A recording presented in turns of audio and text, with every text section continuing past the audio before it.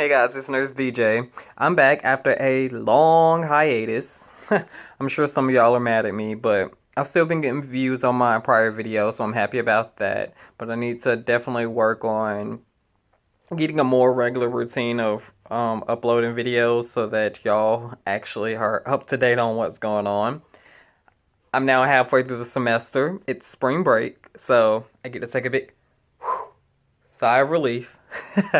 But I'm excited and I just want to update you guys on how things are going. So, as I've said before, I was taking quite a few classes this semester. There was Introduction to Nursing Professionalism, Foundations of Nursing, and that class also has a practicum or a clinical, the clinical component, Pathophysiology, and Health Assessment.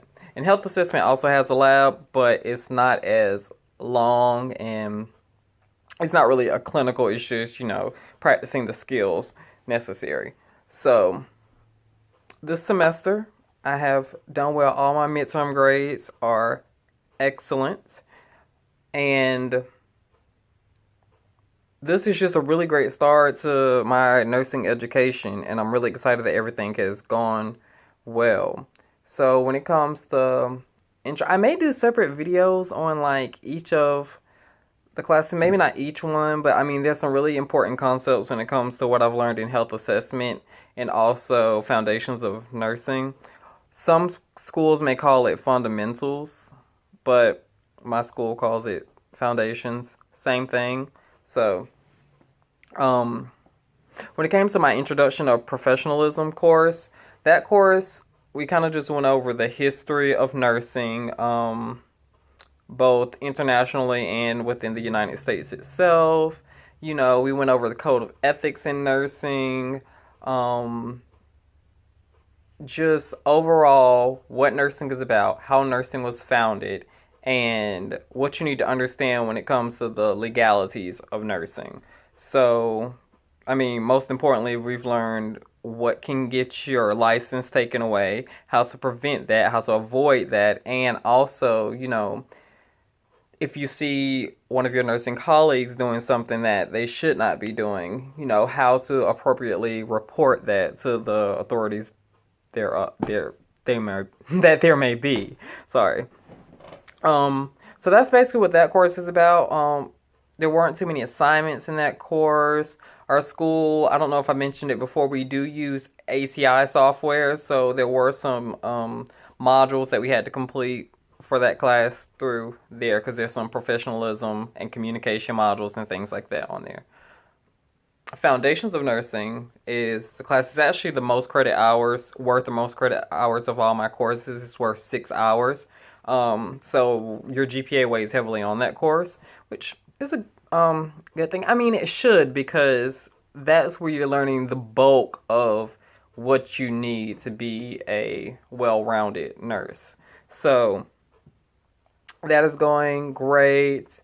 We're almost through everything. We pretty much cover every skill that we need. We have a few more things, like I think nasogastric tube intubation, things like that we haven't gotten into. But so far we've gotten all the way through our skills. Starting out with bed making and vital signs and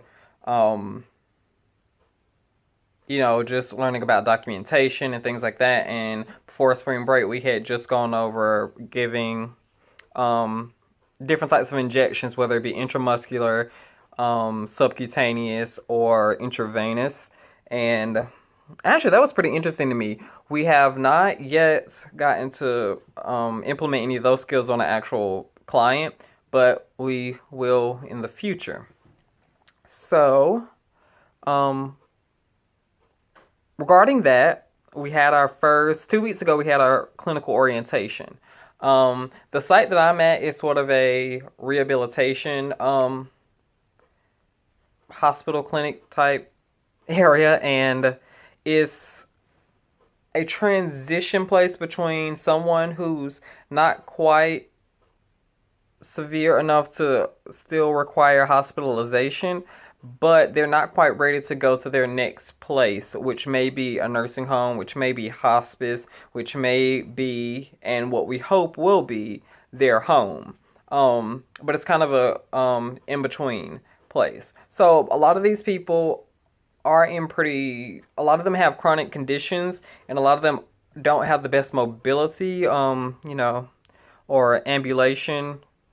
So it can be pretty tough.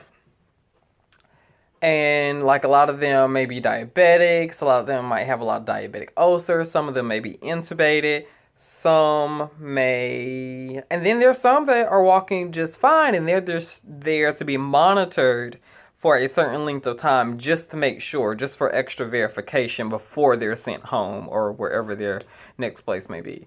That went well, their orientation went well. Last week was the first full clinical day, which it depends on the day. I had to be at the hospital at 5:45 in the morning. That was different. When I was earning my previous degree, I had a lot of 8 o'clock classes, so I was really used to getting up like super early. I always got up around 6. But this was the first time where I was not getting up at 6. I was going to be where I needed to be before 6 in the morning. So that required getting up at like 4. I think I got up at like 4:30. But I mean, I was able to get ready and get there on time. And surprisingly, I'm not a big coffee drinker, but I do think I will start using more sources of energy, probably coffee. I'm not an energy drink person because I can see, like, our clinical was 6 hours. Really almost about 7 hours because we had to do a post-conference afterwards. And it went fine. I mean, we didn't get a lunch break or anything like that because it is only 6 hours. But I could see when you're doing a normal 12-hour shift for a nurse that at some point you're going to need that extra boost to make it the rest of the way. Because you are doing a lot. You're moving around a lot. You're using a lot of energy. And like, it's hard to, especially if you're like a first shift nurse or whatever it may be, you probably won't have eaten breakfast necessarily because it's really early to eat. And therefore, you don't have a full source of energy to get you ready and going. So I know a lot of nurses carry around granola bars or things like that. And I think that's good. We can't really do that in our clinicals because we're not allowed to have much on us. And they don't really want us to have food, especially in this first semester when we're just learning and they want to make sure that we're keeping up with sanitation requirements, whether it's aseptic technique or we have to do sterile technique. So foundations is going great. Right before midterm and then before our finals, you have a clinical evaluation with your clinical preceptor. That went really well. I got satisfactories on everything, and overall, I was super excited. She really complimented me and said that I really brought all the skills, the communication, knowledge, and just my personality, and I was able to transition that from the simulation lab over into actual clinical scenarios. So I was really happy about that. I was kind of nervous about that because a lot of my classmates have worked as a CNA or, patient care technician or something of that sort, some type of assistive personnel. And I hadn't, so I'd done some volunteer work, but I've never been hands-on with the patient. So that really meant a lot to me that for my first clinical day, she was able to see that I was able to, really put forth my best effort. Pathophysiology is kind of self-explanatory. It's just understanding the underlying biology of everything that's going on. So whereas in other classes you're learning the skills or you're learning how to communicate with that patient or how to, make a care plan for that patient, pathophysiology is, understanding the underlying disease. So understanding what that bacteria is doing within the body, what's going on with, the heart, what's going on with any organ that's under stress. So that's that. That class is pretty much just studying and understanding. One thing I will point out, and I am going to do an extra video on it, study skills in nursing school, because I have had to adjust how I study Um, Even though I was a science major, I got a degree in biology. Studying for nursing is even different than studying for biology just because everything truly builds upon one another. Because, like, as a biology major, you take general biology, then you take, might take botany, or you might take microbiology or things like that. And when they say, oh, well, it builds upon itself, it does and it really doesn't, because you could probably take microbiology and not have taken general biology and still do pretty darn well because of the way the textbooks are designed and the way the professors, they pretty much review everything you've already learned anyway. But in nursing, when you go from one class to the other, or one chapter to the other, there's really no reviewing. It's just kind of this assumption that you know it. So we just keep going. We keep the train, the locomotive moving along, and you can get left behind really easy.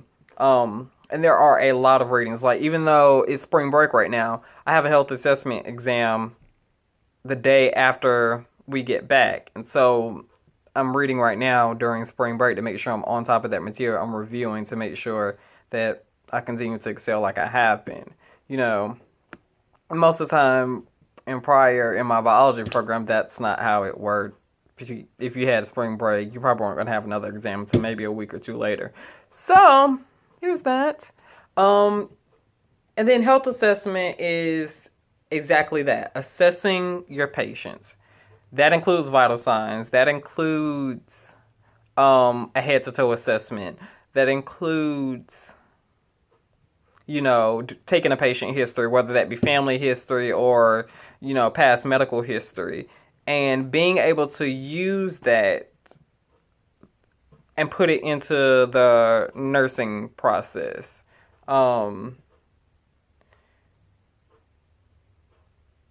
So, yeah. I'm trying to think, basically that summarizes that, and that class is going really well. Really, health assessment and foundations really go hand in hand because those classes are pretty much on the same topic like every week. All of our classes really are, but patho kind of drifts ahead. She tries to align it, but we have to switch some things up to make sure it's aligned because our other classes are on respiratory right now, and patho we had to switch because we were on cardiovascular, but just to make sure we're aligned, she's switching cardiovascular with respiratory after spring break. So not that y'all needed to know that, but hey, it helps. Yeah, so after spring break, we still have respiratory and neuro and things like that to cover. And then we have what our professors are calling Hell Month, which is April. And we have like group projects due. We have all of our finals coming up. We have big assignments for foundations that we had to like evaluate a nurse, like observing her and do a little report on that. So it's a lot going on in a short amount of time that's due, and all that adds into our final grade. So it's a lot, but I'm ready. I'm not intimidated by it. As long as you're on top of your game and you're ready, it just seems like everything will be fine. Yeah, I'm going to end this video here. And if you have any questions, just feel free to send me a message. And also, I'm probably going to record another video right after this, but this video is going kind of long, so that's why I wanted to go ahead and end it. Because I have some exciting summer plans, and I want to talk to you guys about that, because after you finish your first semester of nursing school, a lot of opportunities open up for you, and that's really exciting if you're not afraid to work during nursing school, and you shouldn't be because it's definitely manageable. So that'll be in the next video. I'll still be wearing my Mickey Mouse shirt, so stay tuned.